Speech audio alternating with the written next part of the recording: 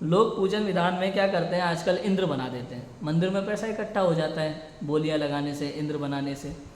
तो होता क्या है, कोई जैसे विद्वान है, कोई भी है, तो आजकल ये कहने लगे मंदिरों में, भाई विधान पूजन तो इंद्रादिक करते हैं, तो इसलिए इंद्र बन के ही करना चाहिए, उससे विशेष पुण्य होता है, सामान्य श्रावक बन के नहीं। और भाई साहब वही लोग सिद्ध चक्र विधान करवाते हैं तो ये कह करके करवाते हैं कि इंद्र इंद्राणी बन के करोगे तो विशेष पुण्य होगा, सामान्य मनुष्य बन के विधान नहीं करो। और वही लोग फिर मैना सुंदरी और श्रीपाल भी बनाते हैं। तो प्रथम तो उनसे प्रश्न है, भैया ये जो मैना सुंदरी और श्रीपाल आपने बनवाए, ये देव थे कि इंद्र थे कि सामान्य मनुष्य थे? तो इनकी बोली क्यों लगाना? और ऐसा कहाँ लिखा है कि इंद्र आदि की पूजा विधान करने के योग्य है, मनुष्य नहीं? समझ में आया कि नहीं आया? क्योंकि हमारे यहाँ तो त्रियंच गति भी पूजा कर सकता है, त्रियंच गति का जीव भी। समझ में आया कि पूजा मतलब क्या है? कोई कहेगा नहीं नहीं विधान की बात है, विधान इंद्रादिक करते हैं, पूजा तो मनुष्य भी कर सकता है। नहीं, तो विधान मतलब क्या? जैसे कोई पत्नी है, उसके लिए एक देवर और जेठ, छोटा भाई है उसको देवर कहा, बड़े को जेठ कहा, है तो पति का भाई दोनों। समझ में आया कि नहीं आया? ऐसे ही पूजा और विधान, एक बड़ी पूजा है और एक छोटी पूजा है, इतना ही तो अंतर है, दोनों है तो भक्ति। समझ में आया कि नहीं आया? भाई जब दो मुनिराज आकाश से उतरे थे ना, तब जो सिंह ने उनके पाद प्रक्षालन किया था अपने अश्रुओं से, वो भी उनकी भक्ति थी, एक तरह की पूजा थी। और ऐसा कहीं नहीं लिखा पूजा अष्टद्रव्य से ही हो। पहले के समय में तो रत्नों से पूजा की जाती थी तीर्थंकरों, आज भी नंदीश्वर द्वीप में रत्नों से पूजा की जाती है। समझ में आया कि नहीं आया? तो ऐसा नहीं है कि पूजा करने का अधिकार केवल इंद्रादिकों को हो या इंद्राणियों को हो। ये तो बोली लगाना के चक्कर में, मंदिर में पैसा इकट्ठा करने के चक्कर में कुछ भी बोल रहे हैं और लोग प्रश्न भी नहीं करते। क्यों? तो मतलब पूजा अगर इंद्र इंद्राणी ही करेंगे तो हम लोग जो अभी तक करते आ रहे थे सुबह सुबह डेली मंदिर जाकर के पूजा पाठ, वो सब गलत हो गया फिर तो। क्यों? क्योंकि मनुष्य को तो पूजा करने का अधिकार ही नहीं है ना, इंद्र इंद्राणियों को है। तो कुछ भी लोग कहे जा रहे हैं और लोग माने जा रहे हैं ज़बरदस्ती। तो मैंने कहा ना, अभी आपने कहा कि लोग मान, ऐसा कैसे हो सकता है? लोग कुछ भी कह रहे हैं और लोग मान रहे हैं, अब क्या करें? ये इसलिए मैं आज सोच रहा था एक बात, जो व्यक्ति अपने दिमाग का इस्तेमाल नहीं करता ना, दुनिया उसका इस्तेमाल करती है। फिर समझ में है कि नहीं है? तुम बिल्कुल मत पढ़ो शास्त्रों को, बिल्कुल अपना दिमाग भी यूज़ मत करो कि सामने वाला कुछ कह रहा है, कम से कम प्रश्न तो पूछे, क्यों क्यों पंडित जी मनुष्य पूजा नहीं कर सकता, इंद्र इंद्राणी ही क्यों कर सकते हैं? पूछो तो सही। वो तुमसे पैसा ले लेगा और तुम्हें नाम के लिए तुम्हें इंद्र बना देगा। और केवल मित्र पक्ष में ही नहीं, अपने मुमुक्षुओं में भी ऐसा किया जा रहा है। भैया इंद्र इंद्राणी बनोगे तो आपको विशेष पुण्य। क्यों भाई?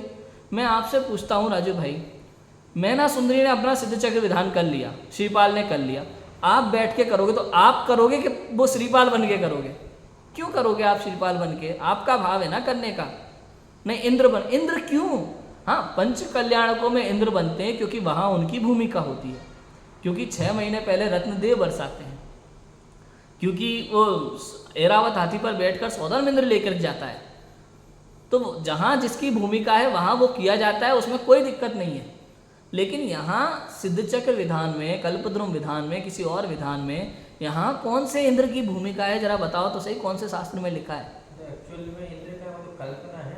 हाँ, कल्पना ही है। वहाँ तो पंचकल्याणक में तो रियल में वहाँ होता है, इसलिए यहाँ तो पंचकल्याण में कल्पना करके ही इंद्र बनाया जाता है कि इंद्र की भूमिका है कि भाई सौधर्म इंद्र लेकर के जाता है, तो एक व्यक्ति को हमने सौधर्म इंद्र बनने का सौभाग्य दिया। समझ में आया कि नहीं आया? यहाँ ये समझ में आता है, वो वैसा का वैसा दृश्य दिखाने के लिए। लेकिन विधान में ऐसा कहाँ है? बताओ, कहीं इतिहास में, कहीं पुराण में किसी में लिखा हो कि नहीं इंद्र बनने के बाद सिद्ध चक्र विधान किया जाएगा, नहीं तो नहीं किया जाएगा? ऐसा है नहीं। कोई भी सामान्य श्रावक कर सकता है और करना चाहिए। भाई आप कर रहे हो ना, तो आप बन के करो ना। राजू भाई अगर विधान करे सिद्ध चक्र, तो क्या दिक्कत है? राजू भाई सौधर्म इंद्र की बोली लेकर के ही सिद्ध चक्र विधान करेंगे तो फल लगेगा, कि राजू भाई के रूप में विधान करेंगे तो ज़्यादा अच्छा लगेगा आपको? हाँ?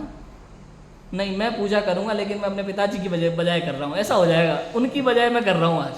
ये तो ये हो गया कि भाई इंद्र पूजा करने में समर्थ नहीं है, इसलिए उसके बजाय मैं इंद्र बन के पूजा कर रहा हूँ इंद्र की तरफ से। ऐसा कहलाया ना ये तो? समझ में आया कि नहीं आया? पूरा गलत हो रहा है। थोड़ा सा अगर बुद्धि लगाएं तो समझ में आएगा। भाई इंद्र बन के पूजा क्यों की गई? भाई इंद्र जो है अभी बिजी था, इसलिए मैं उसकी जगह पे इंद्र बन के पूजा कर रहा हूँ। ऐसा क्या लगेगा? तो विधान में भी बोल सकते हैं हाँ। पंचकल्याणक वगैरह, हाँ, पंचकल्याणक भी बोल सकते हैं। पंच कल्याणक में तो चूंकि पंचम काल में इंद्र आ नहीं सकते ना, इसलिए। और चूंकि हमें प्रतिमा विराजमान करनी है और दुनिया को बताना है कि पंच कल्याणक कैसे, जरूरी नहीं है पंच कल्याणक होके ही प्रतिमा विराजमान हो, वास्तव में विधि प्रतिष्ठा करके भी विराजमान की जा सकती है। मुख्य विधि तो प्रतिष्ठा की होती है। ये पंच कल्याणक का पूरा कार्यक्रम इसलिए होता है ताकि संसार को पता चले कि तीर्थंकर किस तरह से संसार में उनका गर्व होता है, किस तरह 6 महीने पहले रत्न बरसते हैं, कैसे सौदन इंद्र उनको लेके जाता है पांडुक शिला पे। जो प्रत्येक तीर्थंकर के जीवन में जो 5 कल्याणकारी घटनाएं घटती हैं वो किस प्रकार घटती है, पूरी समाज उसको जाने समझे, जैन धर्म से जुड़े, इसलिए वो पूरा कार्यक्रम होता है। और वैसा का वैसा करने की उसको कोशिश की जाती है। नहीं करो तो कोई दिक्कत नहीं है ऐसे। और कई जगह ऐसा होता है वेदी प्रतिष्ठा अकेली होके भी कार्य होते हैं। समाज छोटी होती है तो जहाँ कहीं और पंचकल्याणक चल रहे होते हैं वहाँ प्रतिमाएं भेज देते हैं, वहाँ से प्रतिष्ठित होकर यहाँ आ जाती हैं और यहाँ दोबारा प्रतिष्ठित हो जाती हैं। ऐसा भी होता है, कोई दिक्कत नहीं है। समझ में आया? तो लेकिन कुल मिला के बात ये, आदमी कुछ भी कह देता है, हम बिना समझे, बिना पढ़े, बिना सोचे, बिना कोई प्रश्न उठाए उसको मान लेते हैं हाथ जोड़ करके। ये आज संसार में चल रहा है, यही अज्ञानी जी है।